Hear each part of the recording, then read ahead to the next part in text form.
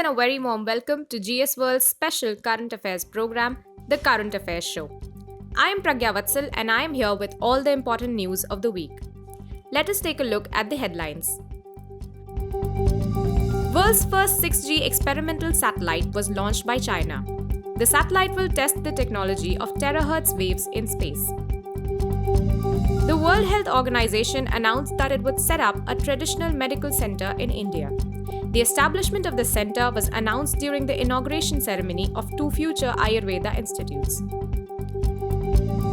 The credit rating agency Modi's Investor Service has revised upwards its forecast for India's GDP for calendar year 2020 to a contraction of 8.9% from its earlier projection for a contraction of 9.6%.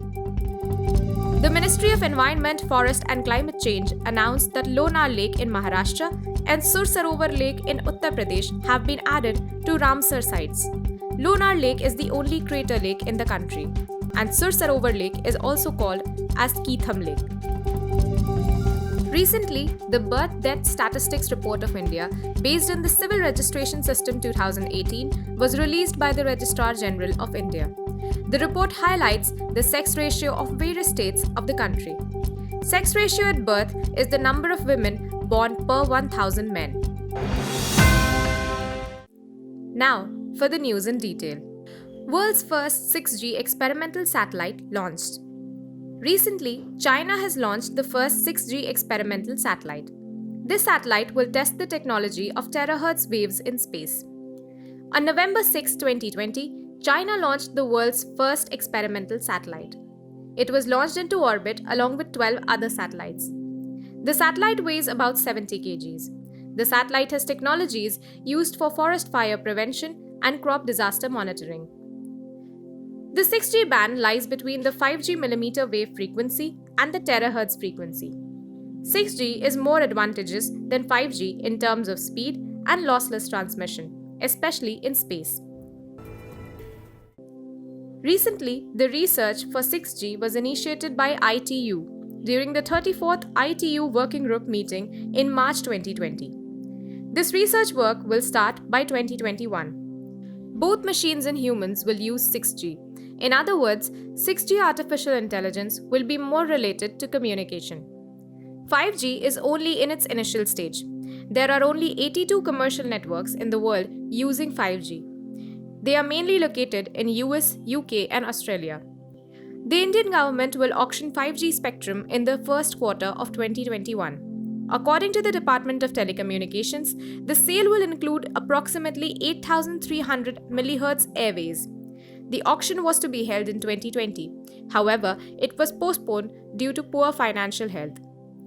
The range of 5G connectivity is not good because 5G waves can only travel very short distances. The initial cost of 5G is high. It consumes more power and therefore devices using 5G will quickly drain the battery. The upload speed in 5G does not match the download speed. WHO will set up a traditional medical center in India. Recently, the World Health Organization announced that it would set up a traditional medical center in India. The establishment of the center was announced during the inauguration ceremony of two future Ayurveda institutes. In the same program, Prime Minister Modi dedicated two Ayurveda institutes of Jaipur and Jamnagar through video conferencing on the occasion of 5th Ayurveda Day. The Institute of Ayurveda Teaching and Research (ITRA) at Jamnagar, Gujarat, and the National Institute of Ayurveda (NIA) at Jaipur are the premier institutes of Ayurveda in the country. According to the Ministry of Ayush, ITRA Jamnagar has been given the status of an institution of national importance by passing a law in the parliament, while the Ayurveda Institute in Jaipur has been given the status of deemed to be university by the University Grants Commission. This status for these institutions has been provided by the University Grants Commission. Center for Traditional Medicine. The new Center for Traditional Medicines will support WHO's efforts to implement the Traditional Medicine Strategy 2014-23. The aim of this strategy is to develop policies and action plans to strengthen the role of traditional medicines in universal health coverage. Ayurvedic medicines and US FDA. Many countries set their export and import policies based on US FDA regulations. Some European countries have also made the certification of the drug mandatory by US FDA for its sale or distribution. Moody's claims 8.9% contraction in India's GDP. Recently, the credit rating agency Moody's Investors Service has revised upwards its forecast for India's GDP for calendar year 2020 to an 8.9% contraction from its earlier projection for a contraction of 9.6%. The agency estimated in September 2020 that there would be a 9.6% contraction in India's GDP. The calendar year 2021 GDP forecast for India has also been revised from 8.1% to 8.6%. The Indian economy contracted by about 23.9% in the April-June quarter. This was due to the effect of a nationwide lockdown.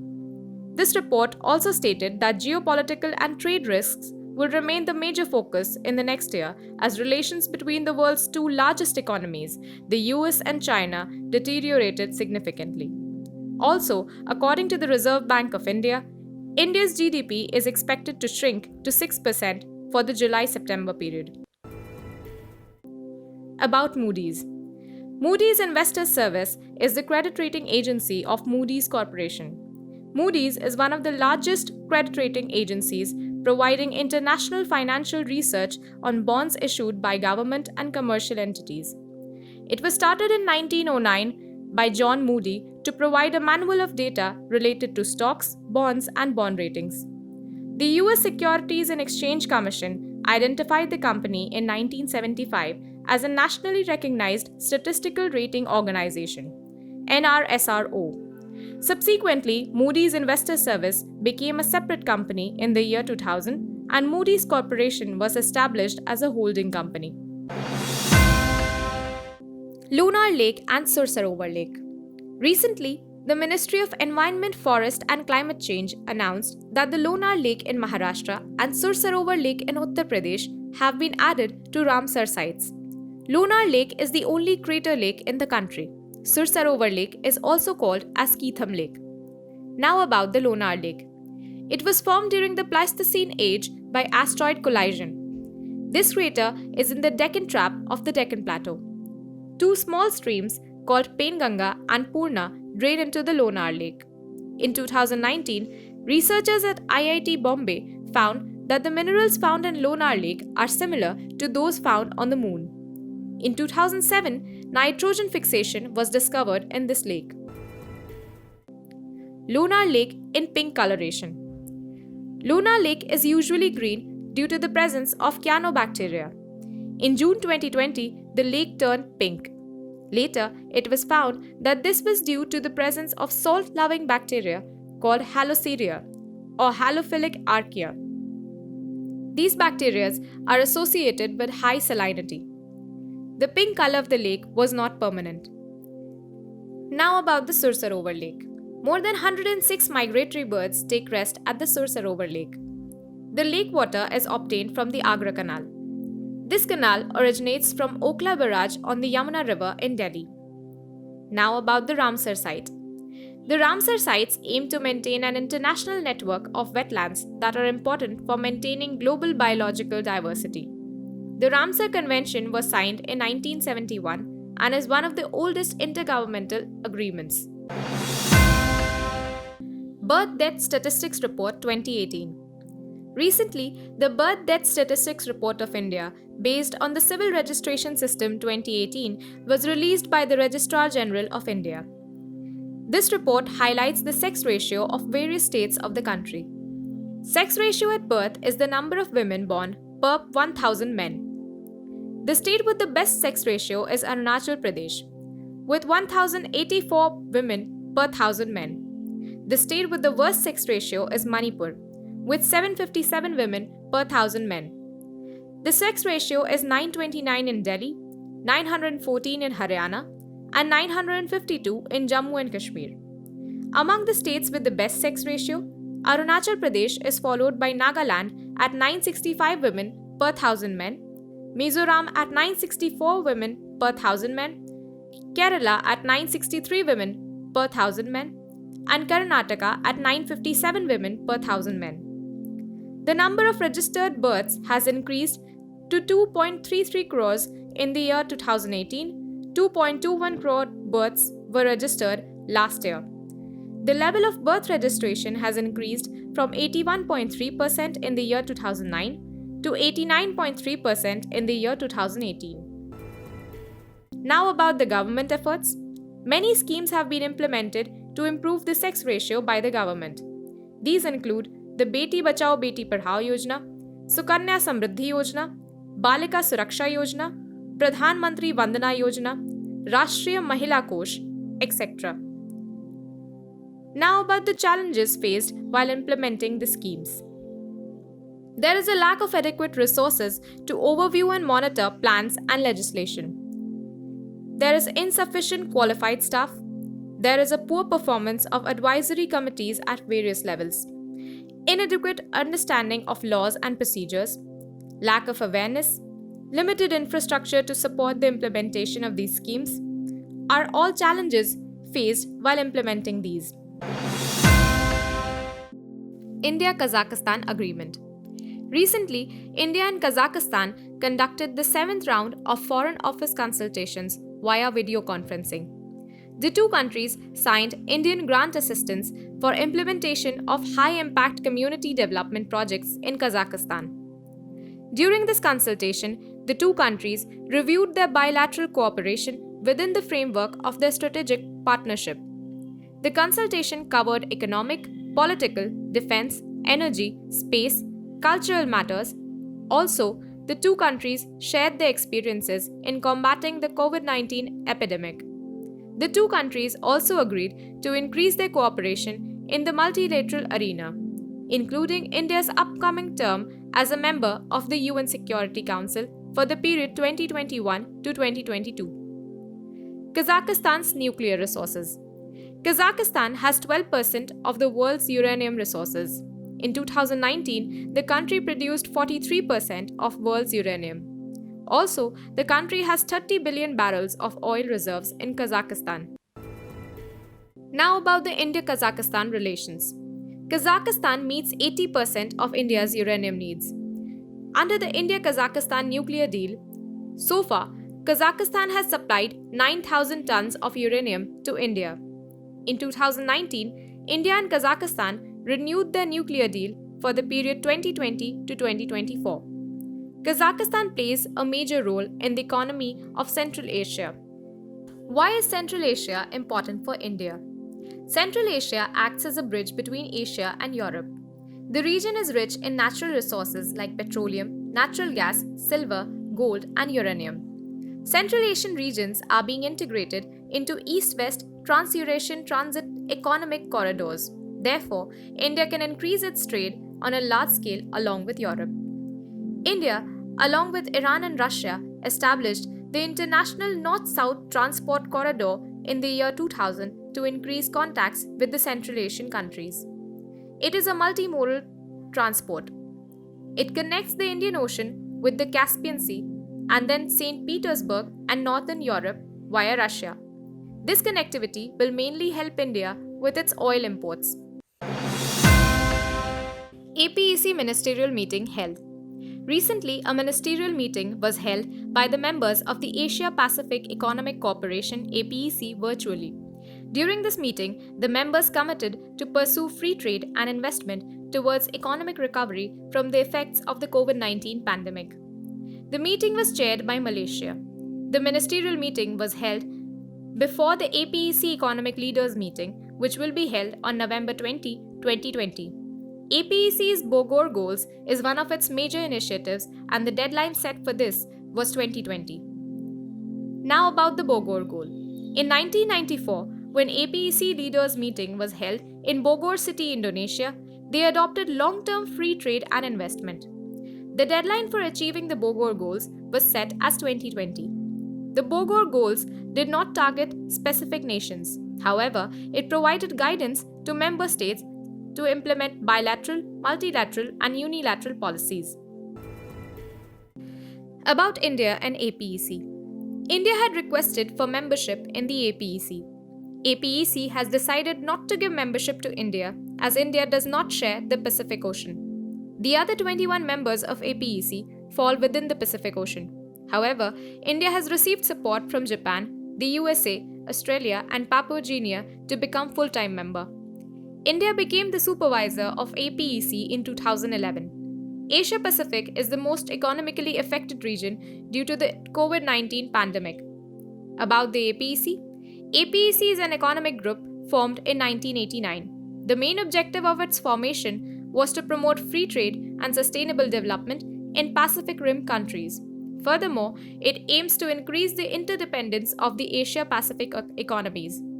Collectively, APEC accounts for 50% of the world's trade and 57% of the world's GDP. The APEC formation was supported by the European Union and the North American Free Trade Zone, NAFTA. Team Halo. Recently, the United Nations launched Team Halo with the Vaccine Confidence Project of the University of London. More than 100 scientists from different parts of the world have come together under this project. Team Halo aims to deal with misinformation on the safety and effectiveness of COVID-19 vaccines. Under this initiative, scientists will create social media-friendly videos on COVID-19 vaccine, science-based on personal experiences. In addition, the team will serve as a communication platform for scientists working on the Halo COVID-19 vaccines. About India's role in the initiative. More than 22 Indian scientists are part of this initiative.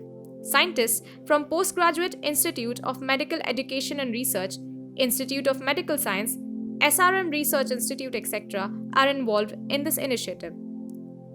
The United Nations has launched several initiatives to help the world fight against COVID-19. Some of them are Food Coalition. In November 2020, the United Nations launched a new coalition to prevent the COVID-19 food crisis. This alliance was proposed by Italy and is headed by FAO, Food and Agricultural Organization. Resolution.